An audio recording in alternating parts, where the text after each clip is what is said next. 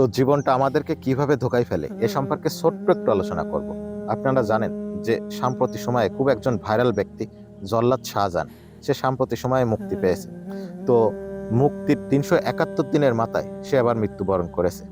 তো সে যদি জানতে পারত যে মুক্তির ৩৭১ দিনের মাথায় যে আমাকে মারা যেতে হবে, তাহলে তার পরবর্তী জীবনটাকে সে কিভাবে সাজাতো। আপনারা তার বিভিন্ন কর্মকাণ্ডগুলো দেখেছেন। আসলে একটা মানুষ মারা গেছে, আমি তার সম্পর্কে বদনাম করতে চাই না, তারপরও আপনারা টিকটক বা ফেসবুকের কল্যাণে তার বিভিন্ন ভিডিওগুলো দেখেছেন। সাম্প্রতিক সময়ে যেসব শর্ট ফিল্ম সে তৈরি করেছে, সেগুলো আপনারা সবাই দেখেছেন, হয়তো আপনারা সকলেই দেখেছেন। তো আসলে সে যদি জানতে পারত যে এত তাড়াতাড়ি সে আবার মারা যাবে, জেল থেকে মুক্তি পাওয়ার ঠিক ৩৭১ দিনের মাথায় সে আবার মারা যাবে, তাহলে তার জীবনটাকে সে কিভাবে সাজাতো। সে কি এই টিকটক বা এই শর্ট ফিল্ম নিয়ে ব্যস্ত থাকতো, নাকি সে সমস্ত কিছু বাদ দিয়ে আবার সে মসজিদের কোনায় যেয়ে পড়ে থাকতো, মহান আল্লাহ পাকের কাছে ইবাদত করতো, মহান আল্লাহ পাকের জিকির আজগার করতো, কোরআন তেলাওয়াত করতো।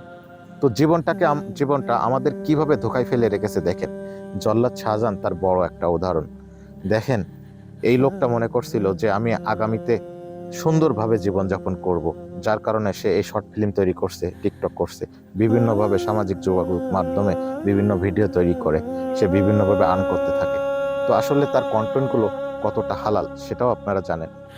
তো আমাদেরকে জীবনটা কিভাবে ধোঁকায় ফেলে রাখছে, জল্লাদ শাহজাহানই তার বড় একটা উদাহরণ। আমাদের মৃত্যু কখন হবে, কোথায় ঘটবে, কেউ কিন্তু আমরা জানি না। কখন আমরা মারা যাব, কোন জায়গায় মারা যাব, তাও কিন্তু আমরা জানি না।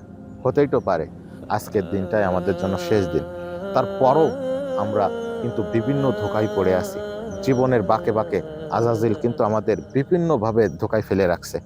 তো আমাদের সর্বদা চেষ্টা করতে হবে, সর্বদা আমাদের মনে রাখতে হবে। আর তো আমি বিগত ভিডিওই বলছি যে আজকের দিনটাই যদি আমার জীবনের শেষ দিন হয়, তাহলে আমাদের জীবনযাপনগুলো কেমন হবে। প্রত্যেকটা দিন আমাদের সেভাবে পালন করা উচিত। তাহলে আমি মনে করি আমরা বড় ধরনের কোনো অপরাধের সাথে জড়িত হব না ইনশাআল্লাহ। তো আমাদের সর্বদা চেষ্টা করতে হবে জীবন যেন আমাদেরকে ধোঁকায় না ফেলে দেয়, জীবন যেন আমাদেরকে মিথ্যা কোনো মায়ায়, হারাম কোনো কাজে আটকে না ফেলে। সেদিকে আমাদের সর্বদা সচেতন হতে হবে। আল্লাহ সবাইকে সঠিক পথে থেকে সঠিক বুঝ দান করুন। আমিন।